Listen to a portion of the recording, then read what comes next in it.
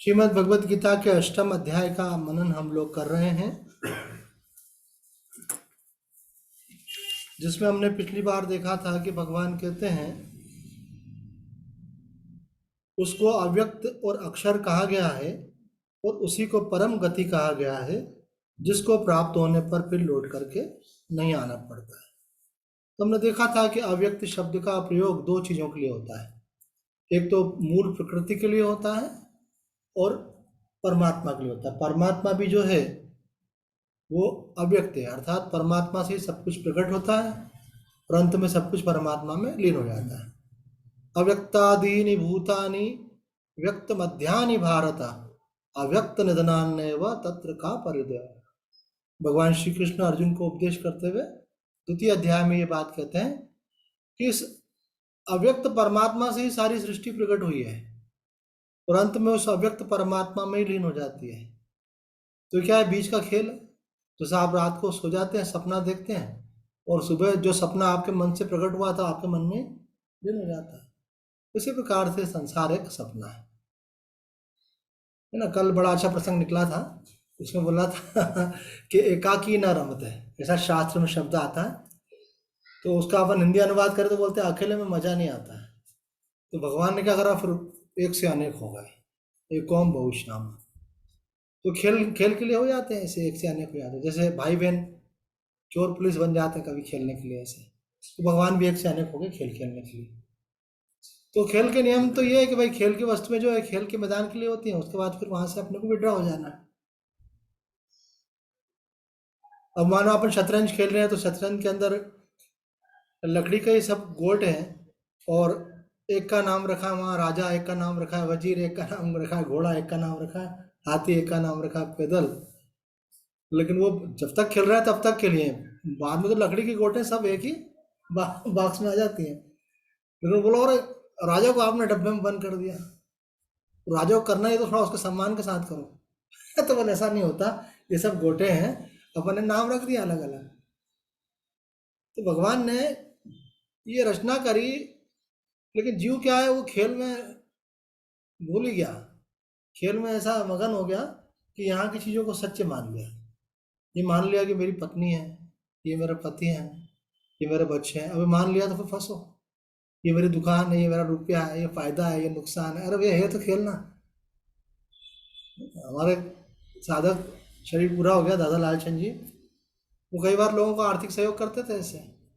तो कुछ लोग उसमें लौटा भी देते थे, कुछ लोग की नीयत खराब होती थी तो मना कर देते थे, नहीं देना हमको। तो जब वो लौटाते थे तो मैंने देखा उनको ये बोलते थे कि देखो अगर आपने कुछ मुझे लौटाया है तो किसी दूसरे का भला होगा, अब आगे बढ़ेगा ये, मेरे को तो सही है नहीं हो। ऐसे सेवा में लगा रखा, आगे सेवा में लगेगा ऐसे। तो बोले आ गया तो भी और नहीं आ गया तो भी है तो झूठ, ये वाली बात भी बोलते थे। तो स्वामी जी, चिंता उसको लगती है जिसको सत्य लगे। हम तो मानते हैं, वो हिंदी में बोलते थे आए कूर, जो आया तो कूर और गया तो कूर। आया तो भी झूठा है और नहीं आया तो भी झूठा है। जिन लोगों ने उनको खुद होकर के लौटाया, उन्होंने कभी उनके लिए नाम लेके बोला नहीं कि यार वो आदमी बहुत अच्छा है। और जिन लोगों ने उनको नहीं लौटाया, उनके लिए कभी शिकायत नहीं करी उन्होंने मेरे से कि यार उसने नहीं लौटाया। तो उधार दिया किसी को, मैंने कहा हमको भी आप सहयोग करते, बोले नहीं आपकी तो बात ही अलग है, आपको सहयोग किया हमने, दे दिया है।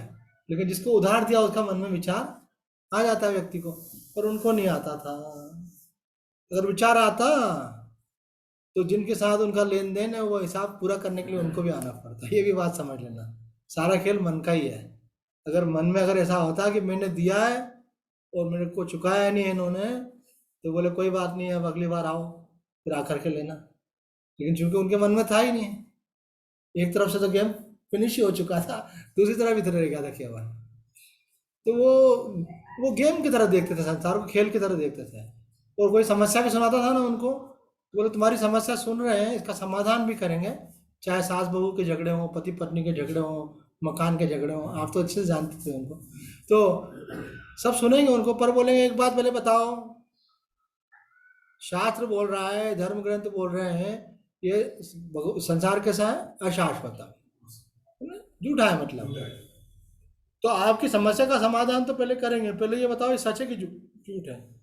तो सामने वाला तो चुप हो जाता था, वो तो सच मान करके संसार में प्रवृत्त हुआ। तो वो डांट के बोलता था, अरे झूठ है ना, ठीक है अपन अब निकालते हैं रास्ता झूठ का।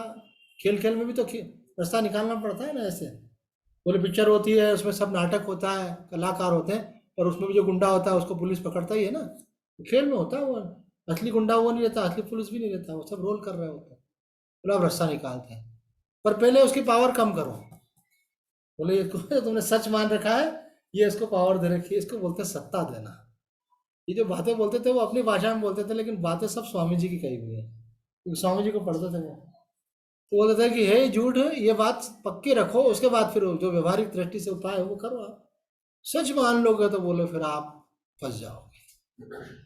तो यहाँ भगवान ने कहा एकाकी न रमते खेल करा, लेकिन खेल के नियमों का पालन नहीं करा लोगों ने। जो खेल के लिए पत्नी बनाई थी तो उसको सही में पत्नी मान लिया, खेल के लिए लड़का बनाया सही में लड़का मान लिया, खेल में जो रुपया बना है तो रुपया मेरा मान लिया। अरे भैया किसको लेके आए थे और किसको लेके जाओगे? और यहाँ आपने सच मान लिया, तो मिल गया तो बहुत खुश होते हैं, चला गया तो बहुत दुखी होते हैं। किसी ने सहायता करी तो उसके लिए बहुत धन्यवाद निकलता है, और किसी ने उपेक्षा कर दी तो बहुत नाराजी आ जाती है। इस बात को समझना है, ये जड़ तो यहाँ पे है, आप सच मान रहे हैं संसार। बोले भाई जिसको अनुभव हो गया उनके लिए झूठ होगा, हमारे लिए थोड़ी झूठ है, ये भी कहना बात है। एक बात बताओ, आपकी मम्मी ने बोला था ये तुम्हारे पापा है, बहसबाजी करी थी क्या? पापा मान लिया ना, विश्वास किया ना। आपको भगवान श्री कृष्ण कह रहे हैं, आपकी मम्मी फिर भी एक बार झूठ बोल सकती है आपकी भलाई के लिए किसी और उद्देश्य से, लेकिन भगवान किसी से कभी झूठ नहीं बोल सकते। शास्त्र, इसीलिए तो बोलते हैं तस्मात् शास्त्रम प्रमाणम थे, शास्त्र से बढ़ के क्या प्रमाण होगा? इसका मतलब भगवान कृष्ण पे विश्वास नहीं है क्या आपको? बोले है ना, बस फिर मान लो। स्वामी जी कहते हैं जान तो लोगे, पहले मान तो लो, मानोगे तो फिर बाद में जान भी लोगे, पहले मानो तो सही, तो प्रवृत्ति हो उसमें। तो भगवान क्या कहते हैं, संसार कैसा है? अशाश्वतम, परिवर्तनशील है, क्षणभंगुर है, सब पक्का कर लो इसको। आप शुद्ध आत्मा हो, शरीर के संसार के साथ आपका कोई संबंध है नहीं और हो सकता नहीं। और इतना इसको महत्व दे दिया कि सारी खोपड़ी की ऊर्जा इसमें इतनी खत्म हो गई कि शास्त्र के लिए ऊर्जा ही नहीं रह गई। शास्त्र को पढ़ने के लिए टाइम नहीं है, और सुने तो दिमाग में जाता ही नहीं, इतना पहले ही थका कर रखा उन्होंने। एक बात बोलना तो नहीं चाहिए, पर प्रसंगवश निकल गई तो बोल देता भाई, है ना, क्योंकि कभी वो भी भगवान चाहता होगा, इसलिए आगे मन में मैं ऐसा सोचता हूँ। चिन्मयानंद जी ने कहा कि बहुत कम लोगों की धर्म आध्यात्म में रुचि होती है, उसमें से कई लोग तो कर्म कांड में ही जीवन खराब कर लेते हैं। कर्म कांड मतलब क्रियात्मक साधन, हालांकि उसका अपना एक स्तर है, लेकिन उसमें लगे रहते हैं, इसलिए उनको सत्य की प्राप्ति नहीं हो पाती है। और उनसे बढ़कर के मूर्ख तो वो लोग हैं जो किसी ज्ञानी गुरु से जुड़ जाएं और जिनको ज्ञान का स्फुरण हो जाए, जागरण हो जाए, समझ में आने लग जाए, उसके बाद फिर कर्म कांड में फंस जाए। ये तो ऊपर थे और नीचे गिर गए वापस जा करके। अरे भाई ज्ञानी गुरु मिला, ज्ञान को पकड़ो, ज्ञान से कल्याण होगा आपका। निष्काम कर्मकांड स्टेप्स है पहले, इसीलिए मैंने बोला जल्दी निंदा नहीं कर सकते उन चीजों की। कर्म पहले जो है, एक तो कर्म करने वाले के मन में कर्तापन रहता है कि मैं कर रहा हूँ। कर्तापन का क्या? तो कर्तापन का अभिमान जो है जीव को सुख देने वाला है, वो कर्म बनाता है। तो कोई भी कर्म करोगे संकल्प लेना पड़ता है उसके लिए, वो कर्तापन होता है उसमें कि असंग आनंदम अमुक कर्म करिष्य, हमने जैसा अनुष्ठान में बताया था ऐसे, तो कर्तापन रहता है। दूसरी बात ये कि हमने एक बड़े महात्मा से पूछा कि महाराज जी किसी ने संकल्प लिया कि भगवत प्रीत्यर्थ जपा के कर्म करिष्य, सुंदर कांड करिष्य, पूजा के कर्म करिष्य, हवन कर्म करिष्य, कन्या पूजन कर्म करिष्य, जो भी कर्म कर रहे हैं आप करिष्य, किस लिए? बोले भगवत प्रीत्यर्थ। बहुत अच्छी बात, लेकिन मन में कोई कामना है तो फिर क्या होगा? तो महाराज जी ने कहा कि भगवान तो मन को ही देखते हैं, दुनिया वाले आपकी बातों को देखते हैं और भगवान मन को देखते हैं। अगर मन में आपके ज्यादा कोई चिंता चल रही है और ऊपर से आप कुछ बोला, तो जैसे मम्मी होती है ना, मम्मी बच्चे की बात पे ध्यान नहीं देती है, अरे बोल रहा है, मेरे को मालूम है इसकी क्या जरूरत है। स्वामी जी तो वो बातों पर ध्यान नहीं देते हैं, हालांकि वो का अपना महत्व है शास्त्रीय दृष्टि से संकल्प का। लेकिन महाराज जी ने बात कही कि भगवान दिल की बात जानते हैं, तो वो आप जो कर्म करोगे उसका फल फिर उस कामना की पूर्ति में जाता है। स्वामी जी जैसा मैंने बहुत प्राप्ति किए करेंगे, और जो आप करें आपकी बात भी सही, वो भी बोलिए हमसे गलती भी हुई, सब बातें हुई, लेकिन भगवान भी तो उसको सुधार करेंगे। हमने ये संकल्प में बात घड़ है। अभी ये सब लोग बैठे हैं, आपको विस्तार से उत्तर देंगे अलग से। ये स्टेप्स हैं, कर्म, उपासना और ज्ञान। लेकिन कोई जीवन भर उसमें अटक जाते हैं, आगे नहीं बढ़ते हैं। उनकी इतनी रुचि हो जाती है। मैं किसी परिवार में जाता था भोजन करने, तो बोले स्वामी जी हमारे बच्चे हर बुधवार को गणेश मंदिर जाते हैं, बिल्कुल पक्का नियम है। हर मंगलवार को हनुमान जी के मंदिर जाते हैं, हर सोमवार को शिव मंदिर जाते हैं, एक एक बार भी नहीं छोड़ते हैं। लेकिन इनको मैं कहता हूँ हमारे गुरुदेव ब्रह्म ज्ञानी है, चलो एक बार उनके यहाँ चलो। उनके लिए कोई वार नहीं रखा इन्होंने। सारे वार जो हैं, आप समझोगे कि शायद हम इनमें विश्वास नहीं करते। हम भी जाते हैं मंदिर, पर हमारा प्रधानता ज्ञान की है। आज ही हम गए थे हनुमान जी के मंदिर, पास में ही है मंदिर, तो सुबह दर्शन करें रंजीत हनुमान के। लेकिन कई लोग उसमें अटक जाते हैं कर्म कांड में। अरे कर्म कांड में वो अटके जिसको भाव का उपदेश नहीं हुआ हो, और जिसको ज्ञान का उपदेश हो गया उससे बढ़ के तो है ही क्या। उसमें ठहरने की कोशिश करो भाई, कहाँ अटके हो। पर ये बात तो तब बोली जाए कि पहले आदमी संसार से निकले।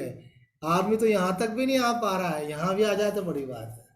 आगे दो प्रकार की गतियों का वर्णन किया गया है, एक शुक्ल गति, एक कृष्ण गति। तो यहाँ स्वामी जी ने व्याख्या में कहा ये कृष्ण गति वाले लोगों को भी भगवान ने योगी शब्द का प्रयोग कर दिया। क्यों? क्योंकि ये ऊर्ध्व की तरफ जा रहे हैं, ऊंचाई की तरफ जा रहे हैं, उच्च लोगों की तरफ जा रहे हैं, ऐसे शुभ कर्म कर रहे हैं। ज्यादातर लोगों की तो स्थिति बहुत कमजोर है। ये तो मन माया में ही पड़ा हुआ है, झूठ छोड़ नहीं पा रहे हैं, कपट छोड़ नहीं पा रहे हैं, विकारों का त्याग नहीं कर पा रहे हैं, मन उसमें लिप्त हो रहा है। आदमी को खुद को समझ में आ जाता है उसकी गति क्या होने वाली है। जैसे कबीर साहब जी का बड़ा अच्छा सुंदर भजन है कि कौन गति मेरी करियो नाथ, हे नाथ मेरी कौन गति करोगे आप। बोले मैं दिन रात तो इन सब में लगा हुआ हूँ। कभी हम बच्चों के मुंह में लगे हैं, या तो बच्चे हैं बच्चे के बच्चे हैं, और कभी जो है हम पैसे के हिसाब किताब में लगे हुए कि 2 दूना 4 कैसे करें, कौन सी स्कीम में लगाएं, कहाँ इन्वेस्ट करें, कैसे बढ़ेगा, इसमें लगा हुआ आदमी। और या फिर वो वासना में पड़ा हुआ है, पत्नी के अथवा किसी अन्य के भी है, और उसमें लगा कहाँ। और वो इन सब के अंदर जो बाधाएं आ रही है तो क्रोध आ रहा है, नाराजी तो होती है आदमी को, उसकी इच्छा पूरी में कोई बाधा डाले तो लगा तो इसी के अंदर है। तो बोले भाई सावधान हो जाओ, जीवन काहे के लिए मिला है, अनमोल जीवन है ना, मिट्टी में मत रोलो भाई इसको, सिंसेरिटी लाओ अपने अंदर। तो मैंने बड़े मजे की बात यह है कि भगवान की माया बहुत प्रबल है। 1000 बार ये बात सुनता आदमी और 1000 बार उसको बेअसर कर देता। मतलब माया की पावर कितनी है उसके पास में, कि महात्मा लोग तुम बोलते रहो और हम तुम्हारे प्रभाव में आने वाले नहीं है, ऐसा मैंने देखा। मतलब बुरा मत मानना, मतलब जो भी लोग सुन रहे हो, जो लोग यूट्यूब पे भी सुनेंगे और भी, तो कि सुधरने वालों की संख्या बहुत कम होती है, ज़्यादा लोग टाइम पास वाले ही रहते हैं, है ना। मतलब सुनेंगे लेकिन करेंगे वही जो उनको जम रहा है। सुनते हैं समझ में आता है, जैसे लाइट जली और फिर जैसे कोई लाइट खराब फिर से बंद हो गई, है ना, थोड़ी देर के लिए चमकी और फिर बंद हो गई, थोड़ी देर के लिए अर्थ समझ में आता है। मुझे तो लगता है ये भी महात्माओं की चैतन्यता का प्रकाश होता है उनके ऊपर।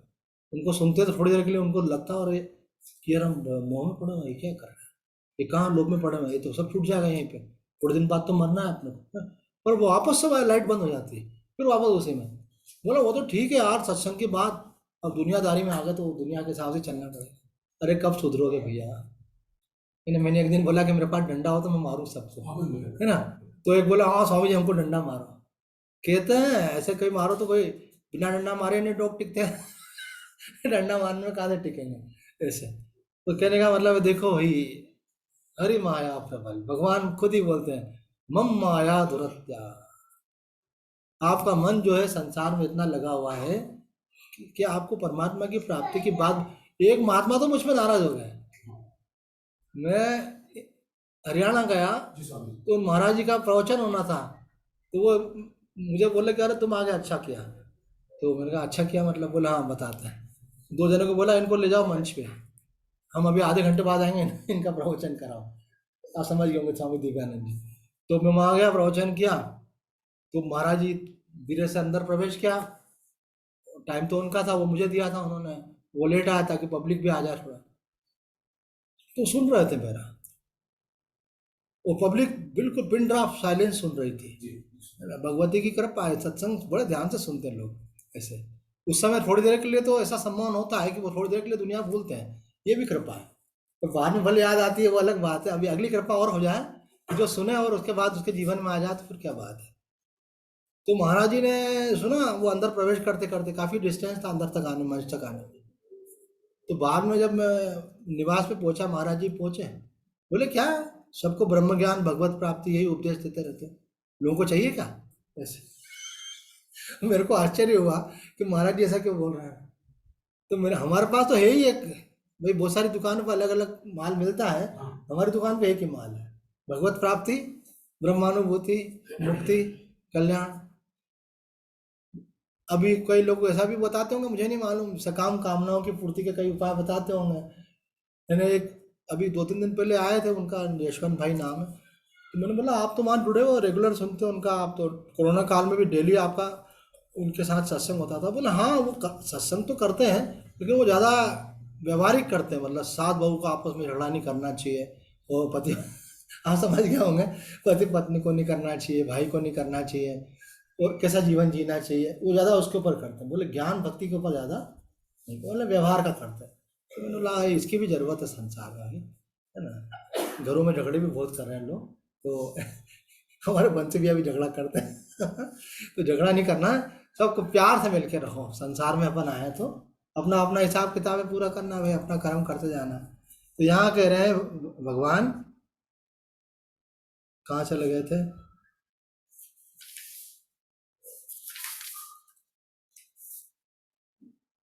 कि 2 प्रकार की गति है। एक गति है यम प्राप्य न निवर्तन्ते तद धामम परमम मम। पहले वो गति बताई कि संसार के कितने प्रकार की गतियां, कई लोकों में जा रहा है जीव, है ना। उन लोकों से लेकिन वापस लौट करके आ रहा है।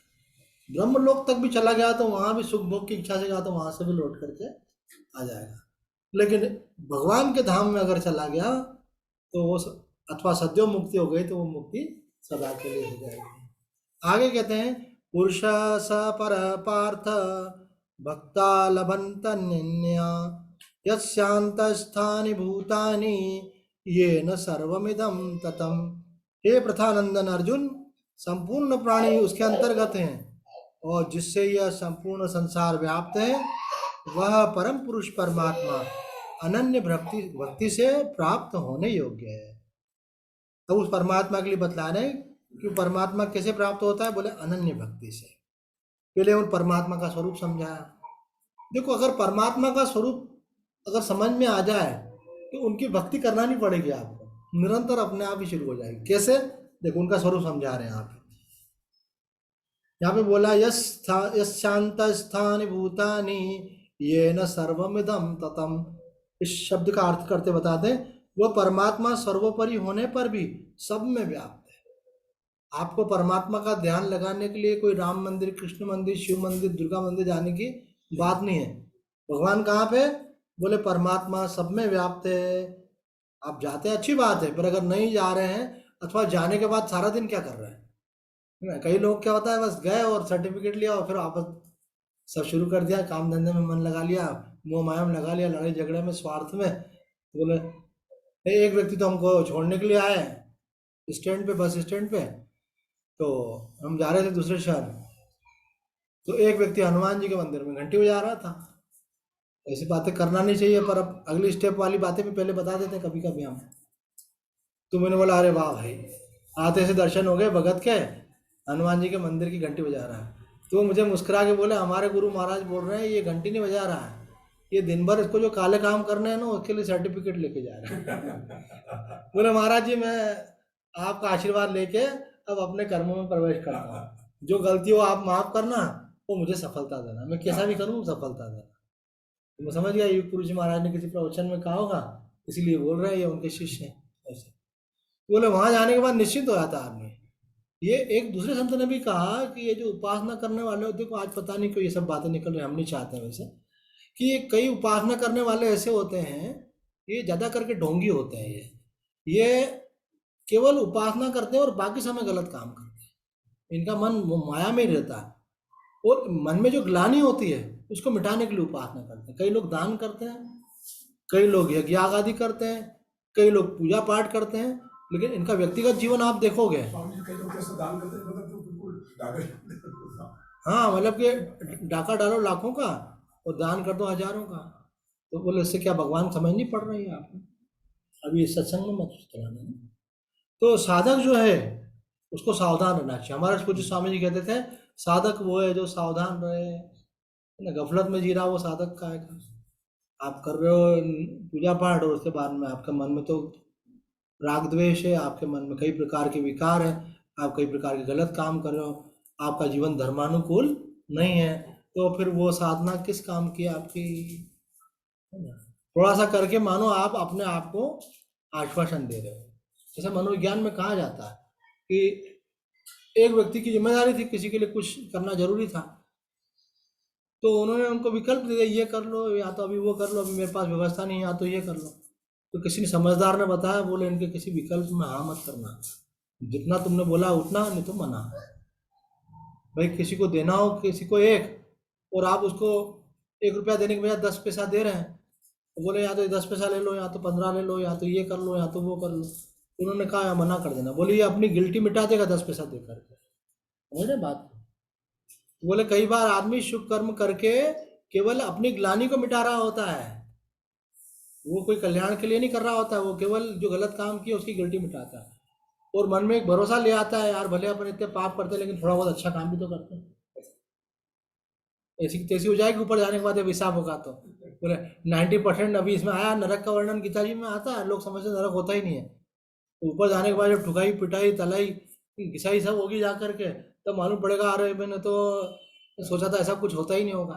ना वो ढूंढ लेता है, एक आध महात्मा ऐसा भी मिल जाता है, बोला स्वर्ग नरक कुछ भी नहीं होता, सब यहीं पे ऐसा बोल देता है।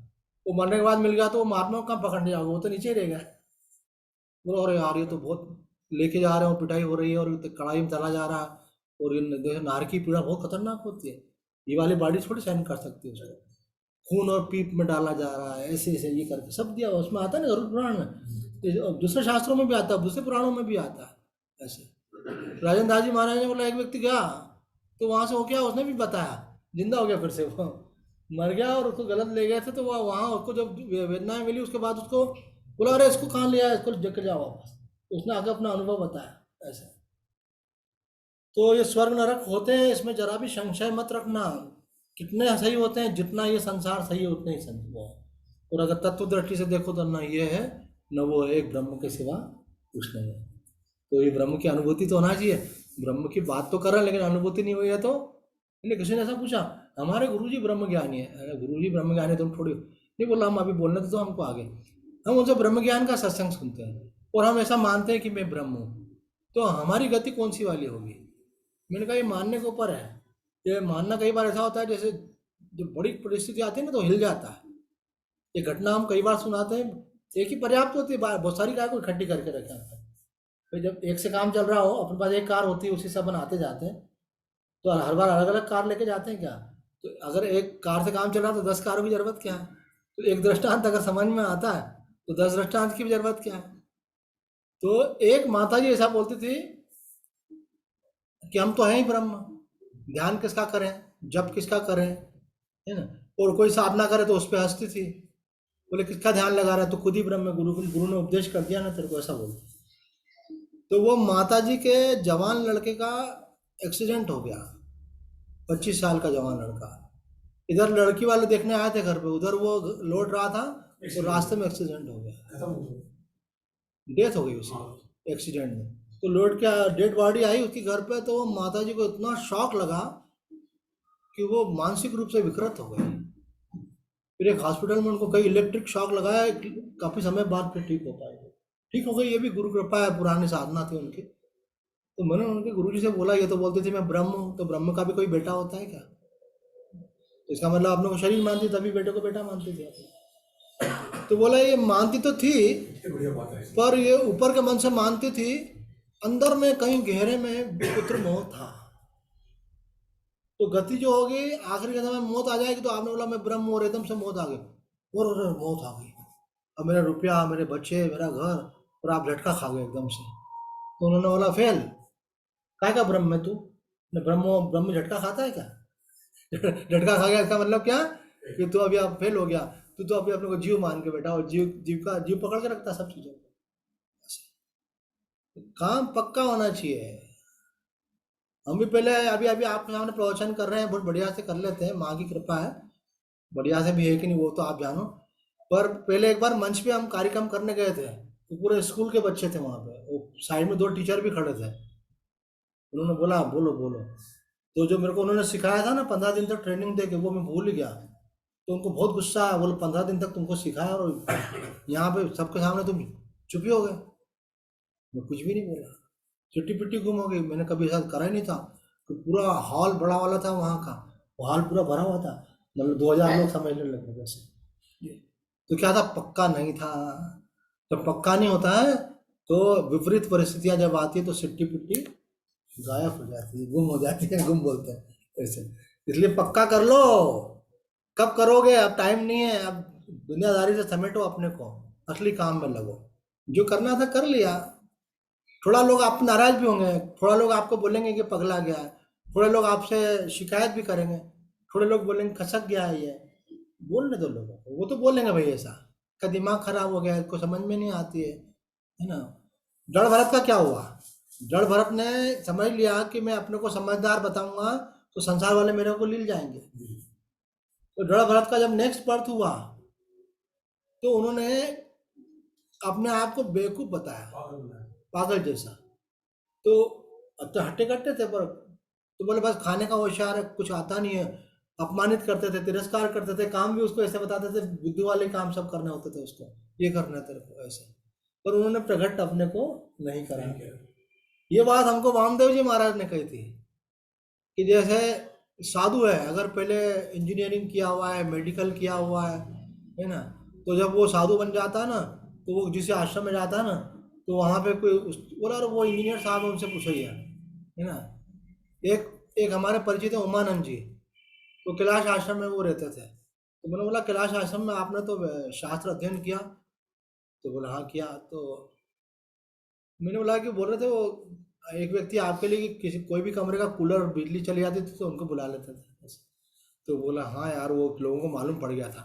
तो उसके बाद किसी भी कमरे की जाए तो अब ऐसे तो सेवाएं कर रहे हैं तो भाई अच्छी बात है, लेकिन अगर आप न ध्यान कर सको ना अपना अपना स्वाध्याय कर सको और आपको मतलब एक उसी के रूप में करें तो संसार वाले अगर आपको बेवकूफ़ समझे मतलब आप ज़्यादा इंटेलिजेंट हो, और अगर आपको भगवान और आपने बुद्धि दी और आप अपने को बुद्धिमान कहला रहे हो मतलब मूर्ख हो, क्योंकि आप अपने को छुपा ही नहीं पा रहे हो। तो ये बात हमको रामदेव जी महाराज ने कही थी कि महात्मा को अपने योग्यताओं को छुपा के रखना चाहिए, नहीं तो संसार वाले छोड़ते नहीं, आपके घर वाले नहीं छोड़ेगा। आप बोलोगे मेरे को कुछ याद नहीं रहता तो बोलेंगे दिमाग नहीं है इसको मत बोलो कोई काम, और अगर आप बोलोगे सब याद रहता बोलोगे बढ़िया आदमी इसका काम खराब। ऑफिस में भी होता है ना, जो योग्य होता है तो ऑफिस में जो उनके बॉस होता है वो उसी से ज़्यादा काम करवाता है, और जो काम बिगाड़ता रहे ऐसे मत बोल फालतू काम बिगाड़ दो। हाँ ये है। तो समझ जाओ ये आध्यात्म की रीत थोड़ी अलग प्रकार की है। इसमें हमको संसार, भगवान ने एक शब्द का प्रयोग किया है, मेरा भक्त कैसा है, तो भगवान कह रहे हैं मेरा बख्श दो दक्ष है। दक्ष वाला था कुशल। कुशल कौन है? बोले संसार में रह के मार्ग कैसे बनाना वो जानता है, वो ड्रामा करना जानता है लोगों के सामने, कैसे अपने में रास्ता निकाल के करना ऐसे।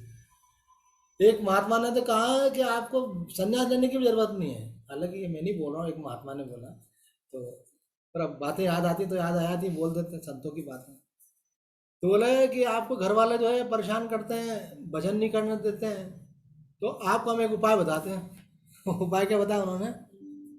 बोले गेंडे हो जाओ। बोले क्या मतलब? बोले गेंडे के ऊपर पत्थर फेंको, पानी फेंको, गाली दो, कुछ भी करो, धूल फेंको, धक्का दो उसको, उसको कोई फर्क नहीं पड़ता। तो बोले आप अपना भजन करते जाओ, आपके आसपास वाले सब अपने आप संन्यास ले लेंगे, आपको लेने की जरूरत नहीं पड़ेगी। बोले ये इनको तो समझ ही नहीं पड़ती है, तो परेशान होकर के अपने आप विड्रॉ हो जाएंगे आपसे। है ना। तो कहने का अभिप्राय यहाँ हमारा ऐसा नहीं है ऐसा करो, एग्जैक्टली कहने का अभिप्राय ये है कि आप संकल्प पूर्वक अपने मार्ग में आगे बढ़ो। तो पहले बाधाएं आती हैं, फिर एक संत ने कहा कि जो लोग मुझे उस तरफ जाने से रोकते थे अब वही लोग मेरे फॉलोअर बन गए, वही मेरे को सत्संग सुनने के लिए आने लगे। पहले पहले आदमी विरोध करता है, फिर वो भी सहयोगी बन जाता है, क्योंकि वो परीक्षा एक प्रकार से भगवान की। साधक को लगे रहना चाहिए। यहाँ कह रहे हैं वह परमात्मा सर्वोपरि होने पर भी सब में व्याप्त है। ऐसे ही संसार के पहले परमात्मा थे, संसार रूप में भी परमात्मा ही है, और संसार का अंत होने पर भी परमात्मा ही रहेंगे। परंतु संसार को पंचभौतिक ऊंच नीच छोटा बड़ा अनुकूल प्रतिकूल मान लेने से परमात्मा से दृष्टि हट गई। बहुत बड़ी बात है ये, इस पर बहुत ध्यान देने योग्य बात है कि पहले एक परमात्मा ही था, बाद में एक परमात्मा ही रहेगा, बीच में परमात्मा ही अनेक रूप रूपाए होकर के दिख रहा है। भजन करना है आपको, परमात्मा के अलावा कुछ ही नहीं आता। और होता क्या, हमारा ध्यान परमात्मा से हट गया। हमको लगता है ये छोटा आदमी है, बड़ा आदमी है, ऊंचे है नीचे, अच्छा है बुरा है, मेरा है तेरा है, न फायदे वाला है नुकसान वाला है, हमारा ध्यान सारा इसमें चला जाता है। उसका परिणाम क्या होता है, उसी कारण से जीव की गति बिगड़ जाती है। उसका ध्यान परमात्मा से हट गया, संसार में चल गया। पुरुष स पर पार्थ भक्त्या लभत अनन्या। यहाँ में पूर्व श्लोक में जिसको अव्यक्त अक्षर परम गति आदि नामों से कहा गया था, यहाँ उसको पुरुष स पर कहा गया है। ऐसा वह परम पुरुष परमात्मा की अनन्य भक्ति से प्राप्त होता है। परमात्मा का एक नाम क्या दिया, परम पुरुष। बाकी तो पुरुष है, परमात्मा क्या है, परम पुरुष। तो बोले कैसे प्राप्त होता, अनन्य भक्ति से। अनन्य भक्ति का मतलब होता है कि अन्य की भक्ति नहीं, केवल उन्हीं की भक्ति। हम क्या थोड़ी संसार की भक्ति करते हैं और थोड़ी भगवान की करते हैं। थोड़ा संसार चाहिए हमको, थोड़ा भगवान चाहिए। लेकिन जब आपको लगेगा कि संसार नाम की चीज़ है ही नहीं, भगवान ही भगवान है, तो अपना अनन्य भक्ति शुरू हो जाएगी। समझने का बहुत खेल है ऐसे। तो आगे देखो उसको स्पष्ट किया उन्होंने, परमात्मा के सिवाय प्रकृति का यावन मात्र कार्य अन्य कहा जाता है। जो उस अन्य की स्वतंत्र सत्ता मानकर उसको आदर देता है, महत्व देता है, उसकी अनन्य भक्ति होती नहीं। इसी से परमात्मा की प्राप्ति में देर लगती है। अगर वह परमात्मा के सिवाय किसी की भी सत्ता और महत्ता न माने और भगवान के नाते भगवान को प्रसन्न करने के लिए प्रत्येक क्रिया करे, तो यह उसकी अनन्य भक्ति हो जाएगी। जो आप कर्म कर रहे हो, भगवान ने मुझे सेवा दी है, वो कर रहा है, और सब रूपों में भगवान ही है, तो उसकी अनन्य भक्ति हो जाएगी। इसी अनन्य भक्ति से वह परम पुरुष परमात्मा को प्राप्त कर सकता है। अब यहाँ बतला रहे हैं आगे कि परमात्मा के सिवाय किसी की भी सत्ता और महत्ता न माने, यह बात प्रकृति और प्रकृति के कार्य संसार को सत्ता देकर ही कही जाती है। कारण कि मनुष्य के हृदय में एक परमात्मा और एक संसार है। अगली स्टेप में लेके जा रहे हैं, बोले ये सब परमात्मा ही पहले बोला, आप उसका भी खंडन करके उससे भी आगे की बात कह रहे हैं। बोला आप संसार को मानते हो इसलिए बोल रहे हैं कि ये सब संसार भी परमात्मा है, लेकिन असली बात कुछ और है। असली बात क्या है, यहाँ कह रहे हैं परमात्मा के सिवाय किसी की भी सत्ता और महत्ता न माने, यह बात प्रकृति और प्रकृति के कार्य संसार की को सत्ता देकर कही गई है। कारण कि मनुष्य के हृदय में एक परमात्मा है और एक संसार है, यह बात जची हुई है। क्या जची हुई है, एक परमात्मा और एक संसार, ये बात जची हुई है। वास्तव में तो सब देश काल वस्तु व्यक्ति घटना आदि के रूप में एक परमात्मा तत्व है। जैसे बर्फ ओला बादल बूंद कोहरा ओस नदी तालाब समुद्र आदि के रूप में एक जल ही है, ऐसे स्थूल सूक्ष्म कारण रूप से जो संसार दिखाई देता है वह सब केवल परमात्मा तत्व ही है। भक्त की मान्यता में एक परमात्मा के सिवाय अन्य कुछ है ही नहीं। इसलिए उसका खाना पीना उठना बैठना सोना जगना आदि सब क्रियाएं केवल सब परमात्मा की पूजा के रूप में होती है। कितनी देर करोगे पूजा, बोले हम तो नवरात्रि में 3 घंटे पूजा करते, ठीक है और अच्छी बात। लेकिन जिसको ये समझ में आ गया कि सब परमात्मा है, बोले उसकी तो अखंड पूजा शुरू हो जाए, परमात्मा के सिवा वहाँ कुछ है ही नहीं। तो आज इतना ही कहकर अपनी वाणी को विराम देते हैं। ओम पूर्णमदः पूर्णमिदं पूर्णात् पूर्णमुदच्यते पूर्णस्य पूर्णमादाय पूर्णमेवावशिष्यते। ओम शांति शांति शांति। हरि ओम तत्सत। सुनाइए भजन। श्री जगन्नाथ महाराज की जय। एक राम है एक राम है एक राम है मेरा, एक राम है, एक राम है, एक राम है मेरा। दूजा नाही, दूजा नाही, दूजा नाही मेरा। एक राम है मेरा, एक राम है, एक राम है, एक राम है मेरा। घर परिवार सकल में त्यागा, त्यागा सभी त्योहारा, त्यागा सभी त्योहारा। एक ही राम भरोसा पकड़ा, एक ही राम भरोसा पकड़ा, दूजा नाही मेरा। एक राम है, एक राम है, एक राम है मेरा। जग में रहूं जगत में नाही, जग में जग से न्यारी, जग में जग से न्यारी। जग में एक राम ही देखा, जग में एक राम ही देखा, दूजा नाही मेरा।